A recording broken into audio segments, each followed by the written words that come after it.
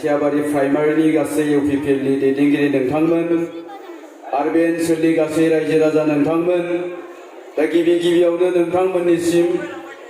आंनि खुलुमनायखौ बावहरबाय। सिगाङाव जोंनि माखासे दैदेनगिरिफोरा नोंथांमोननो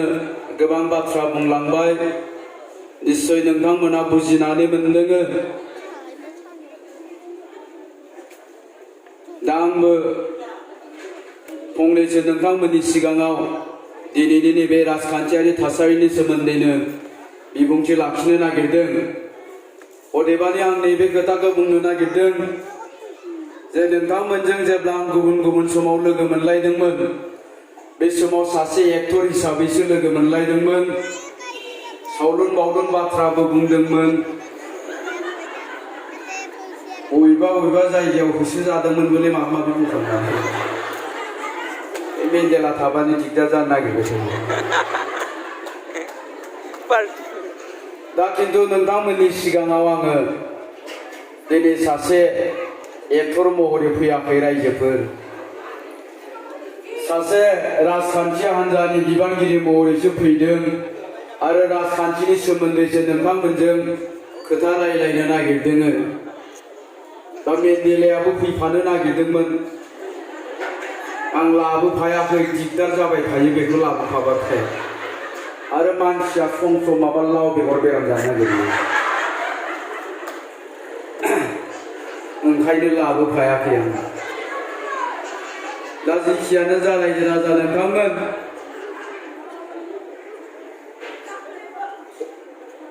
बिटिसिनि मोनफ्रोमबो समस्तिफ्राव गिदिंबाय, रायजो राजाफोरजों रायलायबाय। 1 नम्बर फरफजरा समस्तिनिफ्राय लानानै 40 नं रौता समस्तिसिम बिटिसिआव जेसेबांखिनि समस्तिफोर दङ, बेफोर समस्तियाव गिदिंबाय, रायजो राजाफोरजों मत बिनिमय खालामबाय। मोनफ्रोमबो समस्तिनि गोबां जायगाफ्राव ओनसोलफ्राव गिदिंबाय। दा गिदिंनायनि उनाव जों दिनै मोनसे रोखा सावगारिखौ नुनो मोनदों, मोनसे रोखा पिक्सारखौ नुनो मोनदों। निश्चित भाबै नोंथांमोनाबो दिनैनि दिनावहाय गावबागावनि गामियाव थानानै एबा गावबागावनि जायगायाव थानानै नोंथांमोना जुदि एसे बिजिरनानै नायोब्ला, एसे स्टाडि खालामनानै नायोब्ला नुगोन जे दिनैनि दिनावहाय नैबे बिटिसिआव फ्राय जोंनि बर'फोरनि मोनफ्रोमबो गामियाव बिपिएफ हिसाबै गामि दरसेयाव दङब्ला खोब सम्भब न'खरब्रै न'खरबा एबा गिदिरथार गामि दंबाथाय 10-15 किल'ल'सो रायजो राजा नोंथांमोन। दा बेखायनो जों बुंगोन दिनैनि दिनाव जोंनि बर'फोरनिनो 80% दिनै इउपिपिएल हान्जानो भट होनो थांबाय दङ। बेबायदिनो गुबुन जाति जनगोष्ठीनि मानसिफोर जोंनि गेजेराव आदिबासि, बेंगलि, नेपालि, मुस्लिमफोर दङ। जेसेबां जाति जनगोष्ठीनि मानसिफोर दङ, दिनै बिथांमोनाबो मोनसे परिबर्तननि खोथाखौ सिन्था खालामदों, सोलायनांगौनि खोथाखौ सिन्था खालामदों आरो परिबर्तननि खोथाखौ सिन्था खालामनानैनो दिनै बे इउपिपिएल हान्जायाव गुबुन जाति जनगोष्ठीनि माखासे दैदेनगिरिफ्रा दिनै इउपिपिएल हान्जायाव जगदान खालामनानै इउपिपिएल जानानै खामानि मावगासिनो दङ। दा रायजो राजा नोंथांमोन, बेखायनो दिनै दुलाराय बिटिसिआवनो मोनसे परिबर्तननि सोलायनांगौनि मोनसे धौ फैदों, बार बारदों। मानोना दिनै जों बयबो मोनसे हिसाब खिथाब खालामदों, दाजाब दानख' खालामदों जे 17 बोसोर बिपिएफआ बिटिसिआव सरकार सालायनायनि उनावहाय जों रायजो राजाफ्रा मा मोननो हाखो, मा मोननो हादिया, मा मोननांगौ दंमोन, मा खालामखो, दिनै जों गासै रायजो राजाया मोनसे हिसाब खिथाब खालामदों, दाजाब दानख' खालामदों। जों मोनसे समाव आन्दलन खालामदोंमोन। नै बिनि थाखायनो जों आसाम सरकार, भारत सरकारखौ अभियोग होबोदोंमोन जे जोंहा दाबो जोंनि ओनसोलाव जोंनि सोलोंथाइनि जेंना दङ, लामा सामानि जेंना दं, जोंहा थानाय जायगानि रैखाथि गैया,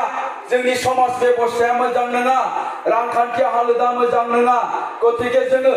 आसाम सरकारनिफ्राय, भारत सरकारनिफ्राय जों उदां जानो लुबैदों। जों थानाय जायगाखौ जोंनो सामलायगोन जोंनि न'खरखौ जोंनो खुंगोन होननानै जोङो आन्दलन खालामदोंमोन आरो बे आन्दलनखौ जों खालामदोंमोन हाग्रा जिं जिं थानाय जोंनि गामिफोरखौ जाय गामिफ्रा दिनैसिमबो गोग्लैसोनानै दं जाय गामिफ्रा दिनैसिमबो गोबां जेंनाजों साग्लोबजानानै दं दा बेफोर ओनसोलखौ लानानैनो जों मोनसे समाव गोलाव सम आन्दलन खालामदोंमोन आरो बै आन्दलनाव बेफोर गामिया गोबां खहा जादोंमोन बबेबा गामिफ्रा सावजादोंमोन गोबां जायगायाव गोबां गामियाव माखासे सुबुंफ्रा जिउ बावनो गोनां जादोंमोन जोंनि बिमा माहारिया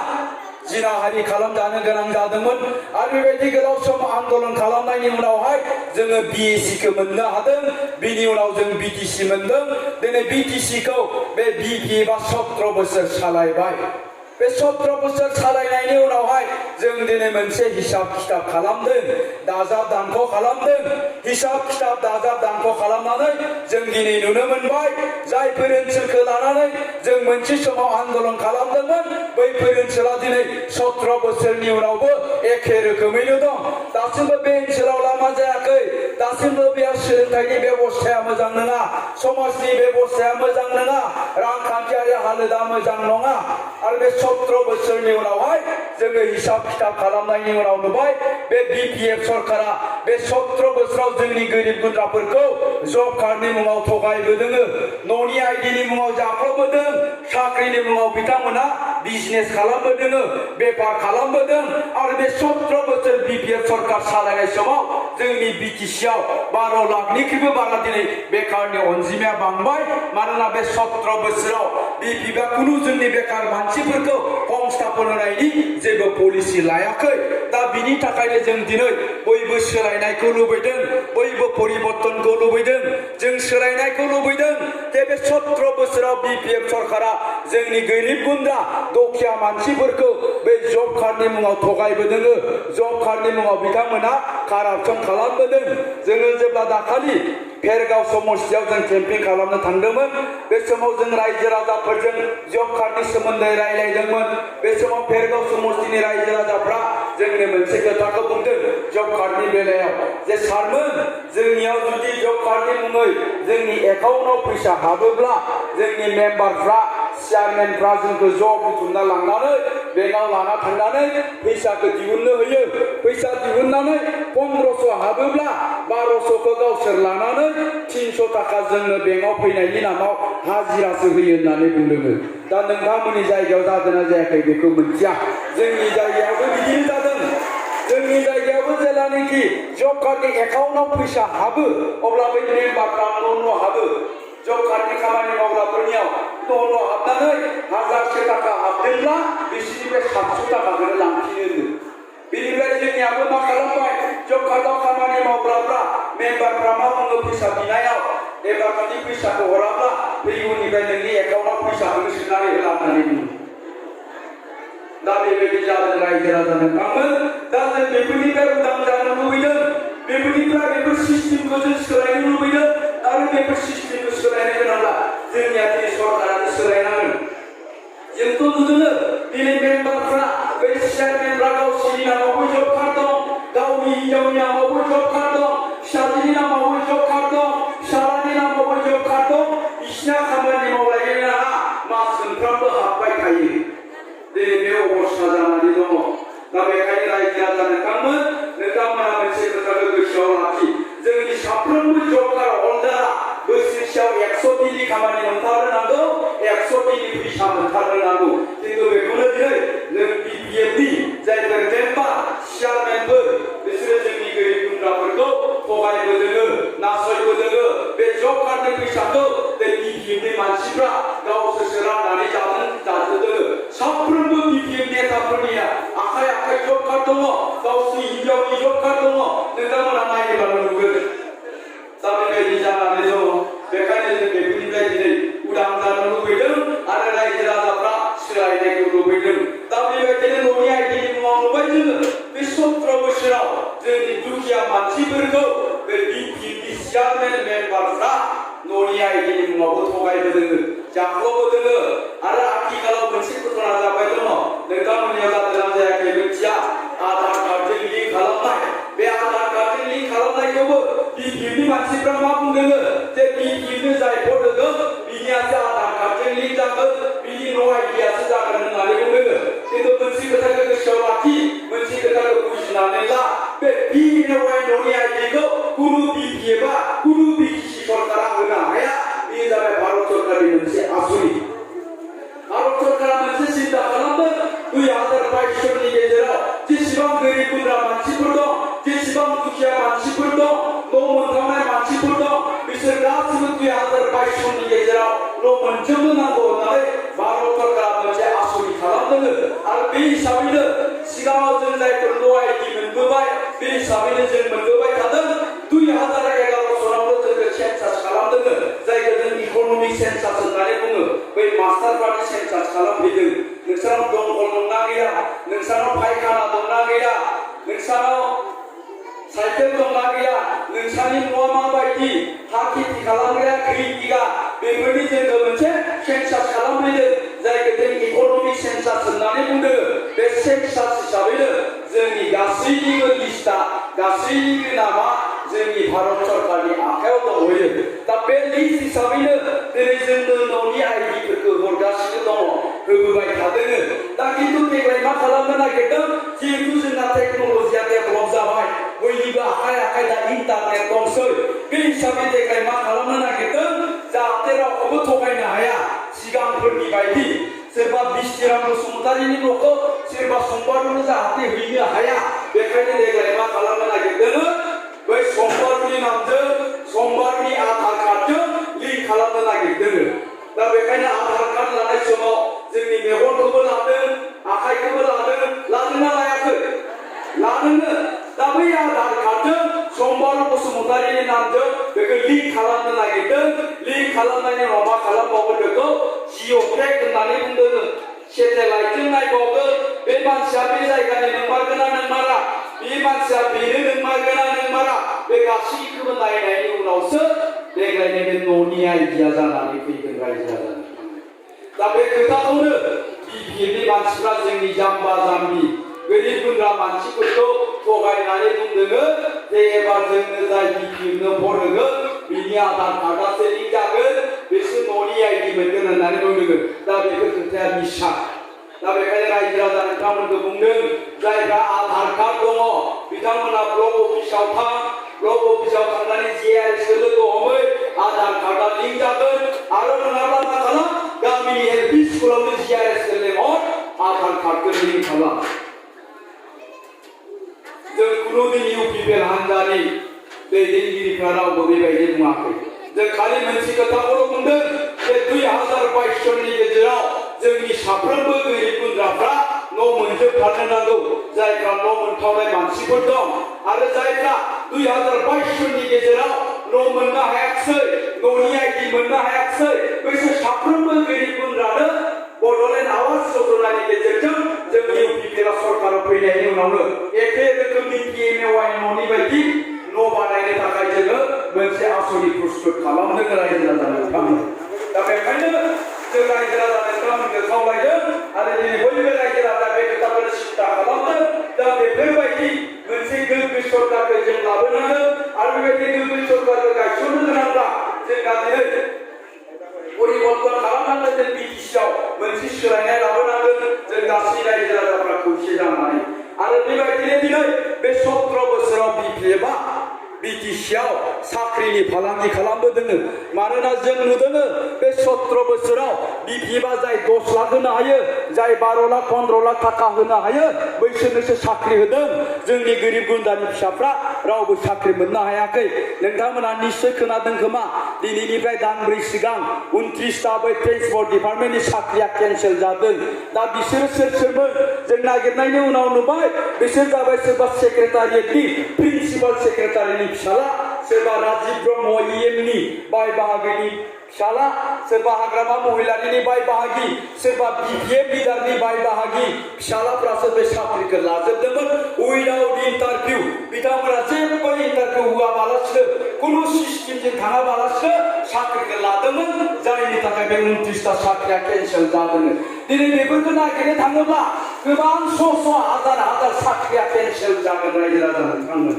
मानोना बिथांमोना उइदाउट सिस्टेम 10-12-15 लाख थाखा होनानैसो साख्रिखौ होबोबाय थादों दा बेखायनो जों बुंदों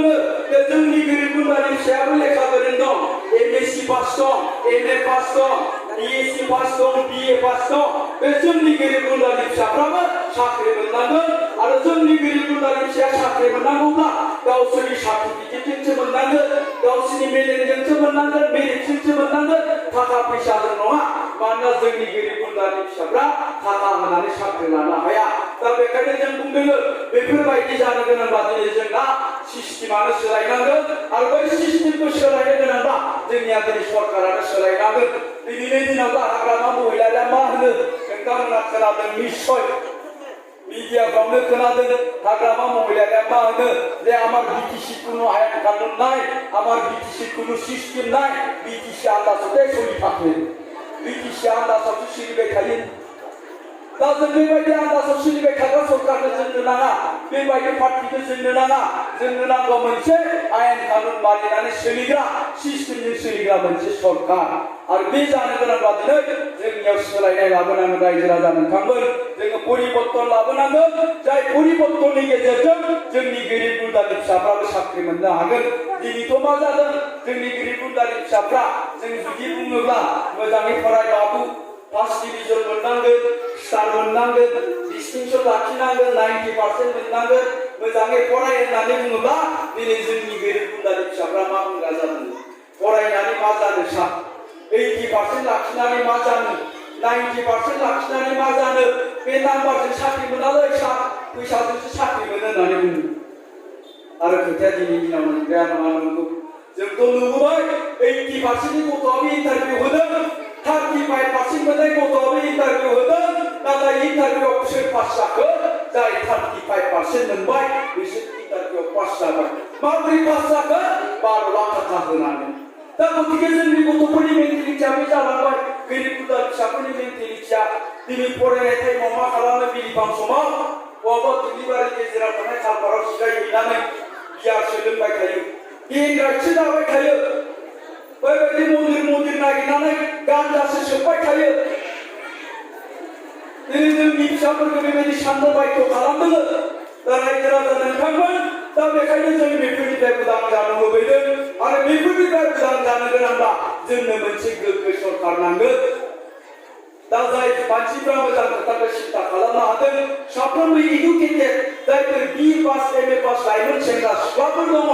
मास्टार प्रफेसारफोर दङ दा बेखायनो बिथांमोना दिनै बे परिबर्तननि खोथाखौ बुंबाय दं सोलायनायनि खोथाखौ बुंबाय दं सोलायथारनांगौनि खोथाखौ बुंबाय दं आरो बे सोलायनांगौनि खोथाखौ 2014 सननिफ्रायनो बै इडुकेटेड मानसिफ्रा लेखा गोरों मानसिफ्रा साननो हनो रोंनाय मानसिफ्रा सिन्था खालामबोदोंमोन आरो 2014 सननिफ्रायनो बिथांमोना सोलायनांगौनि थाखाय भट होबोबाय थादोंमोन किन्तु दिनै नैबे 2020 मायथाइयाव बै इडुकेटेड लेखा गोरों साननो हनो रोंनाय मानसिफ्रा मोनसे खोथाखौ सिन्था खालामदों जे सोलायनांगौनि थाखाय जोङो खालि भट होबाय थाबाल' जानाय नंलिया सोलायहोथारनांगौनि थाखाय जोङो दिनै रायजो राजाफोरखौबो खावलायहैनांसिगोन रायजो राजाफोरखौबो बुंनांसिगोन बुजायनानै होनांसिगोन होननानै दिनै जेसेबां इडुकेटेड मानसिफोर दं मास्टारफोरनिफ्राय लाना प्रफेसारफोरनिफ्राय लानानै दिनै इउपिपिएल हान्जानि जानानै खामानि मावगासिनो दं रायजो राजा नोंथांमोन आरो मोनसे समाव जों जेला नैबे पिसिडिआर हान्जाया बा इउपिपिएल हान्जाया 2015 सनाव जेला पिसिडिआर हिसाबै इलेक्सन गेलेदोंमोन बै समाव जोङो बर'फोरनि भटखौनो मोनजोबाखैमोन गुबुन जातिनि भटखौथ' जों गांसेबो मोनाखैमोन होनबाबो बुंद्रायनाय जानाय नङा मानोना गोबां गामिफ्राव बे पिसिडिआरआ टेकनिक खालामनो हायाखैमोन बिपिएफनि मानसिफ्रा बबेबा गामियाव टेकनिक खालामहैयोब्ला गोसो हरदोंमोन सोरखौबा दै लाना होनानै हरदोंमोनबो गारिबो सावदोंमोन बेबायदिनो गोबां बर'फोरनि गामियावबो बे पिसिडिआरआ टेकनिक खालामनो हायाखैमोन किन्तु नैबे 2020 सनाव पिसिडिआरआ दानि इउपिपिएल गोदोनि बे पिसिडिआरखौ दिनै रायजो राजाफ्रानो लेंहरदों रायजो राजाफ्रानो खावलायदों आंबो दहायनो बुंबाय 1 नाम्बार समष्टिनिफ्राय लानानै 40 नाम्बार मोनफ्रोमबो समष्टियाव गिदिंबाय दिनै बेफोर जायगाफ्राव रायजो राजाफ्रानो लेंहरदों इउपिपिएल हान्जानि दैदेनगिरिफोरखौ जे नोंथांमोना जोंनि गामियावबो फै जोंनि ओनसोलावबो केम्पिं खालामफै देग्लाय जों सोलायनायखौसो लुबैबाय परिबर्तनखौसो लुबैबाय होननानै बुंदों दा गतिके रायजो राजा नोंथांमोन बै 2015 सनाव जोङो गुबुन जाथिनि भट मोनाखैमोन जोंनि बर'फोरनि 70% जोङो भट मोनाखैमोन किन्तु दिनैनि दिनावहाय बे इउपिपिएल हान्जाया बे बर'फोरनि 80% भट मोननो थांबाय दं आरो गुबुन गुबुन जाति जनगोष्ठीनिबो 60%निख्रुइबो बारा जों भट मोननो थांबाय दं दा बेखायनो दिनैनि दिनाव बे इउपिपिएल हान्जाखौ सरकार दानायनिफ्राय रावबो होबथानो हाया बे खाथां जाबाय खायदा जाबाय रायजो राजा नोंथांमोन मानोना जों दिनै बयबो सोलायनाय लुबैदों परिबर्तन लुबैदों गासैबो मोनसे गोग्गो सरकार फैजानायखौ लुबैदों जोंथ' बे 17 बोसोराव नुबाय खालि बिपिएफ खालि हाग्रामा किन्तु जों दिनै सोलायनायनानै नायनो लुबैदों रायजो राजाफ्रा दिनै मोनसे खोथाखौ सिन्था खालामदों जायफोर साननो हनो रोंनाय मानसि दिनै बयबो मोनसे खोथाखौ सिन्था खालामदों बिपिएफआनो थाबाय थानांगौनि हाग्रामायानो थाबाय थानांगौनि माथो ओंथि दं जों सोलायनायनानै नायनोसै इउपिपिएलआलाय माथो मोजां खोथा बुंथारदों प्रमद बर' सारालाय माथो मोजां डिजाइन खालामदों जोंनि रायजो राजाफोरनि जौगानांगौनि थाखाय दा बेफोरखौ नुनानै दिनै बयबो रायजो राजाया मोनसे सोलायनायखौ लुबैदों परिबर्तनखौ लुबैदों रायजो राजा नोंथांमोन बे 17 बोसोराव बे बिपिएफ सरकारा आं दहायनो बुंदों मा खालामदों मा मावदों जों दिनै बयबो हिसाब खिथाब खालामदों दिनै जोंनि गेजेराव बेखारनि अनजिमाया बांनायनिफ्राय बांनानै बे 17 बोसोरनि गेजेराव 12 लाखनिख्रुइबो बारा जाबाय मानोना बे 17 बोसोराव बिपिएफ सरकारा खुनुदिन जोंनि बेकार मानसिफोरखौ संस्थापन होनांगौनि जेबो सिन्था खालामफेराखै बरन्थ मा खालामदों बेकारनि खाबुखौ लानानै बिथांमोना बे 17 बोसोराव गावसिनि राजखान्थियारि स्वार्थखौ पूरन खालामनो थाखायल' जोंनि बेकार सेंग्राफोरखौ बाहायबोबाय थादों माबायदि बाहायदों बिथांमोनखौ इयुथ बिपिनि नाम दोननानै केम्प खालामना दोननानै इलेक्सननि टाइमाव सोरबा बिपिनि उल्था थाङोब्ला बिनि न'आव थानानै धमकी होनाय बुला बुसि खालामनानै फैनाय बबेबा गामियाव जुदि बिपिनि उल्था दङब्ला बे गामियाव थांनानै धमकी हैनाय सोरबा केम्पिं खालामनो थाङोब्ला बुनानै हरनाय गारि सावनाय बेफोरबायदि खामानिनि थाखाय जोंनि सेंग्राफोरखौ बाहायबोबाय थादों बेकार मानसिफोरखौ 17 बोसोराव खिन्थु बिसोरखौ हमथाफोन होनांगौनि जेबो पलिसि लायाखिसै दिनै बिथांमोनखौ खेमाव दोननानै मा खालामदों सोरबा 10 बोसोर जाबाय सोरबा 12 बोसोर जाबाय बै इयुथ बिपिनि खेमाव थानाया खिन्थु बिसोरनो मा खालामदों खालि मा जानो मा लोंनो गोजा लोंनो ना गोसोम लोंनो ना गुफुर लोंनो सियाल बेदर जानो ना सैमा बेदर जानो ना मैसो बेदर जानो जाबाय था गोजां बोथोर फैबा जेकेट बायनानै होदों जुथा बायनानै होदों फुजा फोरबो फैयोब्ला 1500 राननानै होदों बेनि अनगायै बिसोरखौ जेबो खालामाखै बिसिनि संस्थापननि थाखाय जेबो पलिसि लाबोआखिसै हाबा जानायनि सम जाबाय गोसथोनायाबो खारसनफैबाय फैसा गैया चेयारमेनाव गरसे गरनै बिबाय लोगोफोरनाव गरसे गरनै बुथुम 15-20-30 हाजार बुथुमनानै हाबा जाबाय हाबा जानायनि मास मोनसे उनाव हिन्जावआ लोमजाब्ला मुलि थरसे बायनाय 100 थाखाबो गैया दिनै जोंनि बेकार मानसिफोरखौ बेबायदिल' बाहायबोबाय थादों बिपिएफनि मानसिफ्रा दा बेखायनो जायफ्रा बुजिनानै मोनदों जायफोर मानसिया बुजिनो हादों दिनै केम्पखौ गारनानै इउपिपिएल हान्जायावसो जगदान जाबाय थादों जोंनि कक्लाबारि समष्टिनि माखासे प्राइमारि इयुथ बिपिएफनि लिडारफ्रानो दिनै जोंजों जइन जाफैदों नोंमारगौ सार नोंसोर बुंनाया आं 6 बोसोर जाबाय 7 बोसोर जाबाय 10 बोसोर जाबाय जेबो संस्थापन मोनाखिसै जेबो जायाखिसै दा बेखायनो आं बेयाव थाला दिनै बुजिनो हाबाय होननानै बुंदों जों बैसोर बेकार मानसिखौ बेबायदि जोंनि राजखान्थियारि स्वार्थनि थाखायल' बाहायनो नागिराखै जोङो माखासे डिजाइन खालामदों बै बेकार मानसिफोरखौ बोरै संस्थापन होगोन जोंनि आइजोफोरखौ बोरै संस्थापन होगोन बेफोरनिसो जों माखासे डिजाइन खालामदों माखासे कनसेप्ट लादों दिनै जोंनि आइजोफोरखौबो बे बिपिएफआ 17 बोसोराव भट बेंक हिसाबैल' बाहायबोबाय थादों सेल्फ हेल्प ग्रुपनि नाम दोननानै किन्तु जोंनि सेल्फ हेल्प ग्रुपनि मानसिफोरखौ बोरै संस्थापन होनांगौ बिनि थाखाय जेबो पलिसि लाबोआखै बिसायख'थि खाथि मोनफैयोब्ला इलेक्सन खाथि मोनफैयोब्ला मा खालामो जोंनि आइजोफोरखौ नागिरो सेल्फ हेल्प ग्रुपफोरखौ नागिरो पासबुक बियो बेंकनि पासबुक बिनिफ्राय मा होनो 10,000 सोनानै होगोन 15,000 सोनानै होगोन 20,000 सोनानै होगोन जों गिदिंनांगौ इलेक्सनाव जोंनो भट होनांगौ आरो 17 बोसोर बिदिनो थगायबाय थादों मोनसे सेल्फ हेल्प ग्रुपनो होबायानो जेनेबा 15,000 थाखा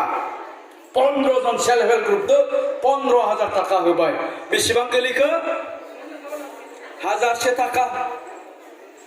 दिनैबो जोङो 1000 थाखानि थाखाय गावखौ फाननोसै नामा 5 बोसोरनि 1000 थाखा लाबाय जोङो सेल्फ हेल्प ग्रुपआव 15 जन सेल्फ हेल्प ग्रुपआव 15,000 मोननानै 1000 रानबाय बिनि उनाव बिनो भट होबावबाय बिनि ओंथिया मा जागोन रायजोफोर नों गावखौ आरो 5 बोसोरनि थाखाय 1000 थाखायाव फानबाय नंगौना नङा जोङो खुनुदिन बेफोर खोथाखौ सिन्था खालामाखै जों बुंदों मोनफ्रोमबो सेल्फ हेल्प ग्रुपआ संस्थापन मोननांगोन सेल्फ हेल्प माने मा होननाय जायो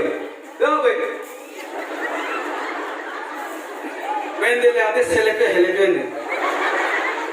सेल्फ हेल्प माने गावनि आथिङाव गावनो गसंनाय नङा होमबा गावनो माबा मोनसे खामायनानै इनकाम खालामनायनि राहा लामा दिहुननानै गावनो गाव सालायनो हानाय सामलायनो हानायखौ होननानै बुंदों सेल्फ हेल्प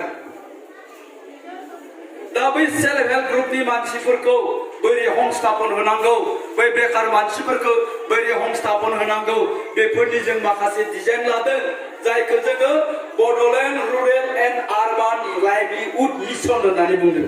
मोनसे मावबिथांखि होननानै बुङो बर'नि नोगोरावनो था गामियावनो था साफ्रोमबो मानसिफोरनो जोङो थांना थानायनि राहा होनायनि मोनसे मावथांखि लादों मिशन लादों बे मिशननि गेजेरजों जोङो मा खालामनो नागिरदों मोनफ्रोमबो सेल्फ हेल्प ग्रुपखौ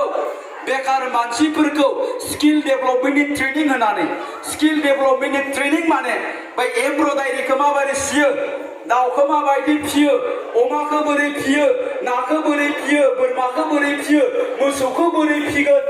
बेफोरनि ट्रेनिं होनानै मोनफ्रोमबो सेल्फ हेल्प ग्रुपनो फाइनेन्सियेल एसिस्टेन्ट नङाब्ला लन होनानै बिसोरखौ संस्थापन होनायनि राहा लामाखौ जों UPPL हानजाया होनो नागिरदों